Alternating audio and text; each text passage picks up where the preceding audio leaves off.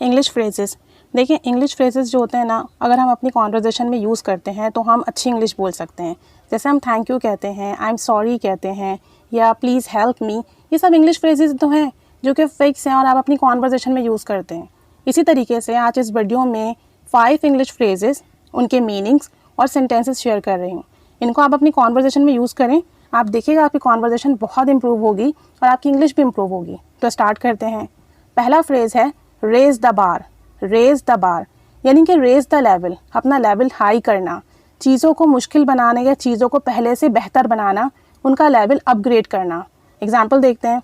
The teacher has raise the bar for the new admission test. Teacher ने क्या किया?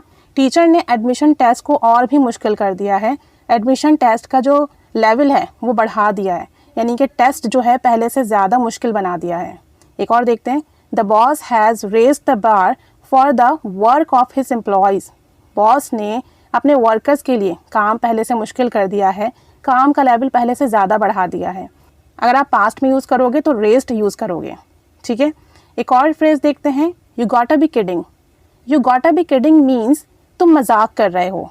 ये हैव गॉट टू की शॉर्ट फॉर्म है, तो आप अगर इसको पूरा यूज़ करें तो आप you have got to be kidding कहेंगे, नहीं तो शॉर्ट फॉर्म में कहेंगे you gotta be kidding me, तुम मुझसे मजाक कर रहे हो। For example, what did you say? क्या कहा तुमने? You have failed in your exams. तुम अपने इम्तिहानात में फ़ेल हो चुके हो। इट्स इम्पॉसिबल, ये नामुमकिन है। You gotta be kidding me, तुम मुझसे मजाक कर रहे हो, यानी तुम स्टडीज़ में इतने अच्छे हो, हमेशा हाई मार्क्स लेते हो, तो इट्स इम्पॉसिबल, ऐसा हो ही नहीं सकता। You gotta be kidding me, तुम मुझसे मजाक कर रहे हो। एक और एग्जाम्पल देखते हैं। Are you serious to resign from the post? क्या तुम वाकई संजीदा हो इस पोस्ट से रिज़ाइन करने के लिए, अपनी जॉब से मुस्ताफ़ी होने के लिए?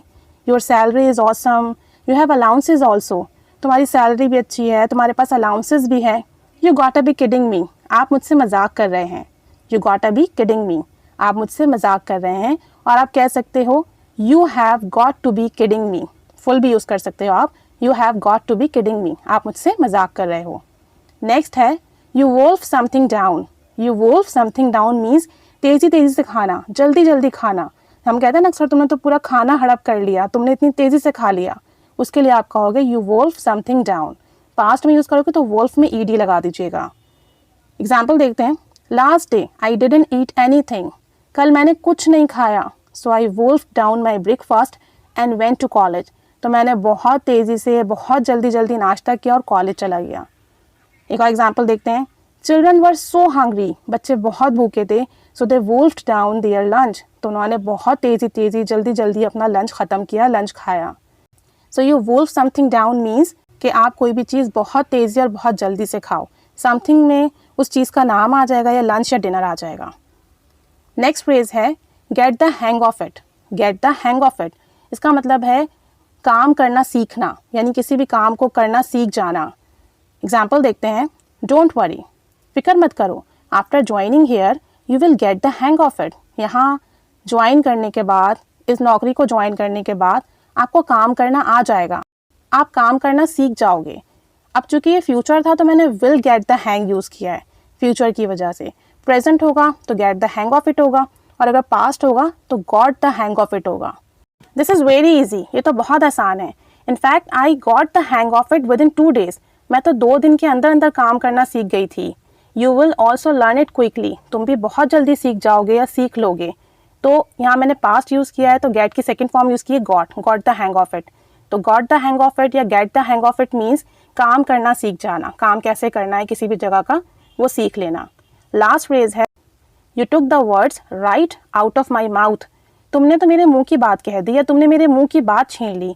अक्सर ऐसा होता है ना, हम कुछ कहना चाहते हैं और सामने वाला वो कह देता है, तो हम कहते हैं कि यार तुमने मेरे मुंह की बात कह दी।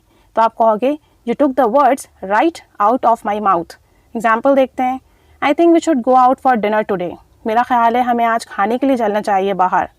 You took the words right out of my mouth, आपने तो मेरे मुंह की बात कह दी, आपने तो मेरे मुंह की बात छीन ली। एक और एग्जाम्पल देखते हैं। I think we should help Sara. मेरा ख्याल है हमें सारा की मदद करनी चाहिए।